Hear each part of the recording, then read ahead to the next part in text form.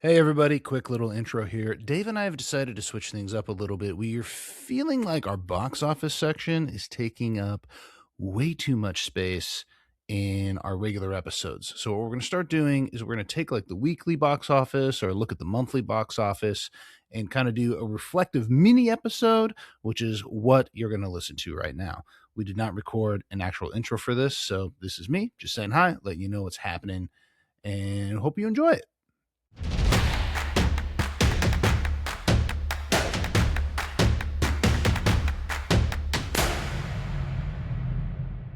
All right, Dave, what do we got for the box office? As we said, man, Project Hail Mary is the lead story for the last couple of weeks. So we're recording this on the second weekend of Project Hail Mary being out there. First weekend blew the doors off the estimates. It made $80 million domestically the first weekend, 80.5. Estimates were originally coming in around the 60s range and just totally overperformed.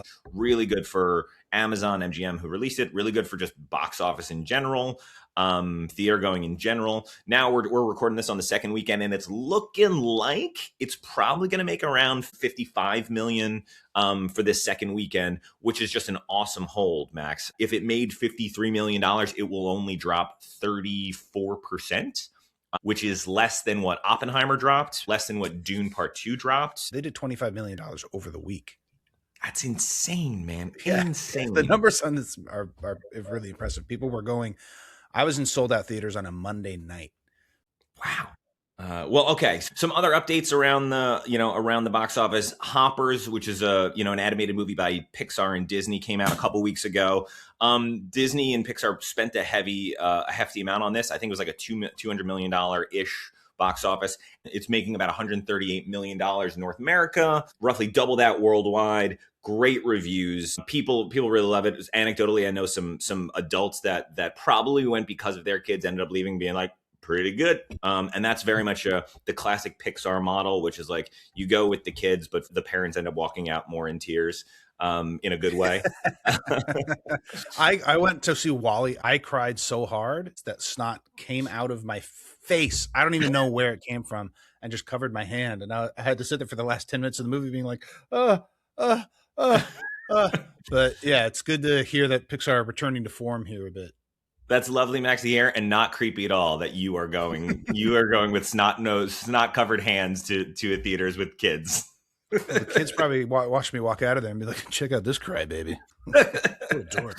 Another animated movie that hit this year, earlier in the year, this movie called Goat came out. It was released by Sony Animation, produced by the basketball player Steph Curry, kind of a basketball-ish story. That movie worked also, but again, Hopper's coming out a couple of weeks ago, kind of took the mantle from Goat.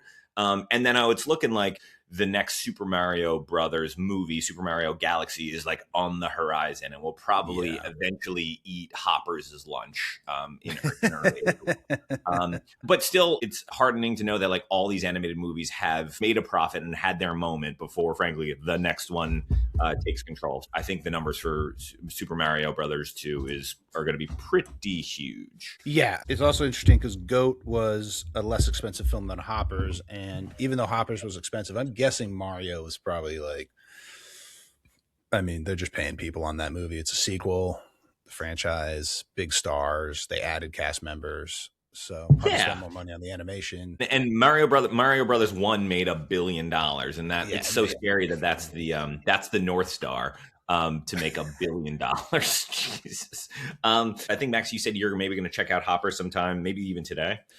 I think today, if things go well, I'm going to check it out today. If not, I definitely got to make it this week. I don't want to miss that one. You're just hearing really good things. Coming off of talking about Project Hail Mary's success, Hopper's opened pretty soft and has carried. And I think it's largely because word of mouth. A good word of mouth on that, good word of mouth on Project Hail Mary. So, yeah, it's good to hear that there are movies that are generating just conversation outside of movie theaters and movie fans. Yeah. And then, okay, the other end of the spectrum, man, that was animation. Now we're a quick horror update just over the last couple of weeks. This movie called Send Help, which was, again, directed by Sam Raimi, starred Rachel McAdams, and really did well. Got great reviews, was kind of horror, but also social satire. So that movie ended up opening to $19 million, which is great for a horror movie. Made 64, 65 domestically, over 100 million worldwide. So that was a big success story at the end of January. Yeah, and Um, unexpected because of the tone of the film is goofy and violent and like kind of like the Evil Dead movies and Sam Raimi returning to form. So that was another one that like off of good word of mouth, I think carried it to a new cool place. So we are happy to yeah, see that. totally. Totally. The bigger one was Scream 7. Scream 7, which came out in February. I love the Scream movies. It was pretty formative when Scream came out back in the late 90s, early 2000s. Sure. Um, and I think the recent ones have had some success, and for good reason. This Scream 7 movie I heard was just awful. I Which was a real yeah. bummer. It's like the last I was looking at this when it came out because it opened so big. This movie's made an enormous amount of money. That's what I was gonna say, man. Yeah. People showed up for Nev Campbell Yeah. because they could hear the groans in the movie theater when we watched the trailer. And then the word of mouth on it was bad, but people showed up because they wanted to see Nev Campbell in a Scream movie, I think. But it's made Yeah. a 200 worldwide.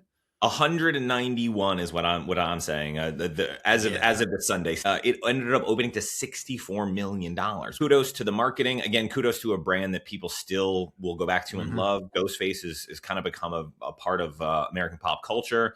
And to your point of Campbell, she was formative in other ways when I was growing Yeah. up. But like that's just a testament to like I think good marketing, a brand that people still resonate with. And then the smallest of these three, if Send Help was Yeah. the middle, Scream 7 was the largest. This movie called Undertone came out, which was an A24 release, very very low budget. It's about podcasters or audio forward leaning creatives, I think, No, and they it's a essentially podcast. Yeah, it's a real simple. It's essentially like this woman. She's taking care of her dying mom in the house. She's alone. She and her podcasting partner get like an email with 10 recordings on it that are mysterious and spooky, and they live record as they listen to them. It's like essentially a haunted house, a ghost film, but it's through the audio format, which I thought was really cool. It was made for like $500,000.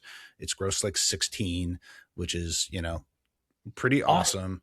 Yeah. Yeah, all three of these have made money, which is really great to see. For any reason, but also the horror genre itself, having a couple originals, having a couple franchises. I thought Undertorn was pretty damn good, and if you're into like small, high concept movies, or if you're thinking about making one someday, you should watch Undertone. It's pretty cool. That's so great, Max. Yeah, it ended up opening to 9, and like Max said, has earned totally about 16 or 17, which for a movie made with that low budget is a huge win. Yeah, well, it's one person, one location, and then whenever there's our other actors, they're mostly over the phone, and then there's her more or less dead mom in a bed. They make that creepy, but it's mostly just this one woman and a microphone, and it's still very cinematic. So it's a cool little film. Very cool, very cool. And then sticking in the horror corner, but the couple movies that didn't work that I think were kind of interesting to mention is like this movie Ready or Not 2. I saw the original Ready or Not many years ago and was blown away by it. Thought it was a Yeah, fantastic conceit, really great. super fun. Ironically, those filmmakers were so successful that they ended up Oh, getting plucked by Paramount to say, "Hey, you guys got great horror chops. Also, in Ready or Not, there's some comedy that's woven in there as well. Let take a shot at Scream." So, anyway, years later, Ready or Not 2 comes out, really over the top horror, but also some comedy ensues. And did you see yet, it? Max, I did not see it. I'm so Yeah, sad to I say I saw didn't I see saw it. it last night. Oh no way, dude! How was Yeah. it? Okay, so it's a little messy at times, but so was the first one. Like not a perfect film, but like that the level of oh my god, I'm at a movie and this is fun is very high. They have some very inventive scenes. One of the bad guys comes in and they pepper spray each other in the eyes, and then they have this fight where they can't see each other and they're just kind of like swinging wildly and knocking shit over, and it's super funny. This movie, I was talking about comedy at the cinema, and it's weird how it just has comedy itself has disappeared, but it's just in other genres now. It's in superhero movies and it's in horror films. Ready or Not 2 is mostly a comedy. And then it's an action film, and then it's a horror film. But Dude, I yeah, thought it was I great, love. and it was kind of crazy to see that it's not making that much money. Yeah, it didn't do terrible. It also made $9 million for opening weekend. I know we just said Undertone made $9 million with opening weekend, and what a success that was. I think this is back to your point about production budget. Clearly, Ready or Right. Not, being a sequel, they have a fun cast of characters and cast. It is in multiple locations, so definitely the budget was much bigger for a movie like Ready or Not 2 versus a movie like Undertones.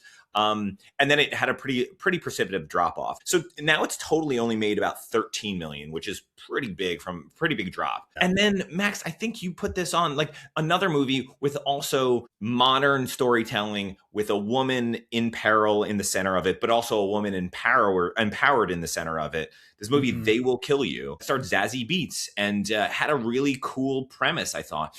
They ended up opening it one weekend after this. This seems just like we had mentioned the marketing side. There's the marketing side and then this distribution side, which they decide on when to date a movie.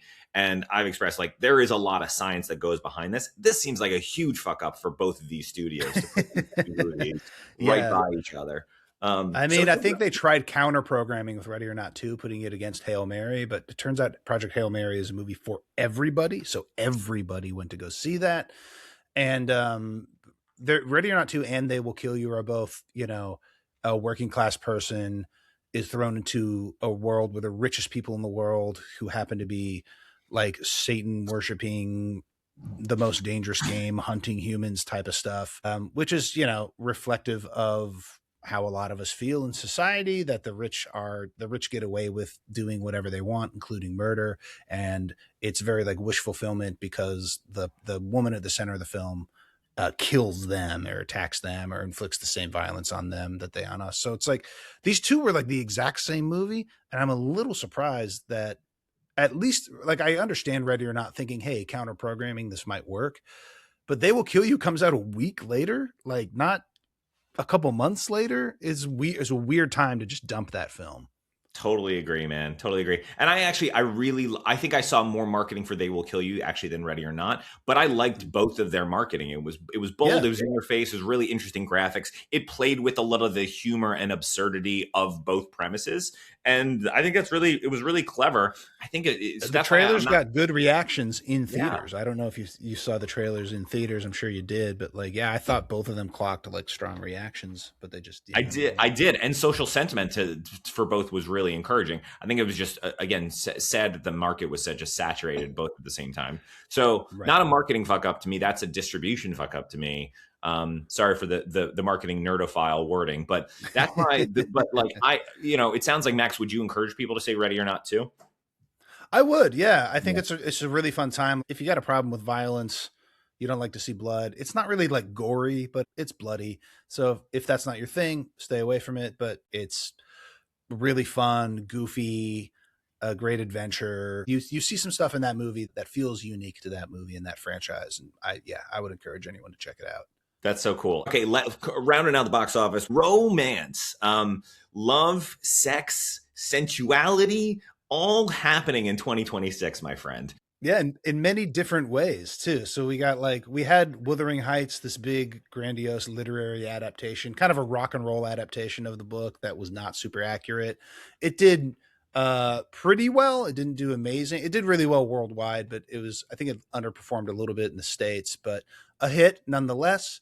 Yeah. Then we had one that crashed and burned that which was The Bride, which is a reimagining of Frankenstein and the Bride. Dave saw that, did not like it. I really wanted to see it, but I think it's gone. I think it's out of theaters now, and I missed my window. You I are hear fine for that. I hear it's pretty bad, which makes me sad. I thought it looked cool. It was also one of the movies that Pam Abdi and Mike DeLuca greenlit in that batch with Sinners and One Battle After Another. So they were taking a big gamble on original ideas, and they don't always work. So that's a bummer, but that it happens. We also have movies like Reminders of Him, which is another Colleen Hoover adaptation. We've talked about her success at the box office recently. This one's not doing as well. And ironically, it is the best critically reviewed and the best audience score, although all of her movies have a really high audience score because her fans are the people who show up to see them. It's Yep. still going to make money though, so good for that. That's more of a soap opera, like, oh man, I'm really down on my luck and I'm finding the love. It's not so much sensuality like Wuthering Heights, which is the sluttiest movie I think I've seen in a long time. And then we got two more coming out. We got the drama, which seems kind of like a romantic comedy or an anti-romantic comedy. And we got Yumi and Tuscany, which is like pure wish fulfillment romance, very happy, light, also seems to have some funny moments. So the romance and the rom-com and like female forward audience movies are making a big comeback, and it's kind of cool to see. We're thinking about doing a whole episode on this sometime in the next few months, so keep a lookout for that. This is great, man. It's so great that that there's room in the marketplace for that. And you mean Tuscany? Is that 2027, Max? Where we're recording? Is that what we're doing? You mean Tuscany? If the movie's that big, we might have to do a very special episode from Tuscany. Anyone we both sponsor? pretend to be engaged to some Italian man. Please feel free to sponsor us if you want to host us in Tuscany. Okay, David, one more thing we want to point out about the box office is a movie that we're probably going to mispronounce the name of because it's an Indian film. It's a Bollywood film called Durandar the Revenge. It's the second in this series, but what's very interesting is the fact that it's a Bollywood film that has made about $20 million in the United States. I know last year we talked a lot about the success of like anime films crossing over into mainstream culture. This one, I'm just totally shocked by. I didn't know there was a big Bollywood audience in the United States. Nor did I, man. I think it's been starting to break over, but in subtle ways. I remember many years ago, a couple years ago now, this movie RRR was a Netflix release, but I ended up seeing it in theaters. It was fantastic. But yeah, to your point, Max, like similar to the anime thing, like I'm not totally up on Bollywood filmmaking. But it's really cool that these movies, I think it opened to $9 million here and has now made about 20. It's great that we're seeing like little pops of these verticals that we hadn't expected. Just like audiences are finding it, which is just so cool. Yeah, I still got to get my RRR theatrical experience. I know it played at Vidiots recently, but I know people who they saw that in theaters when it came out and they're like, it was the single best movie going experience I've ever had in my life.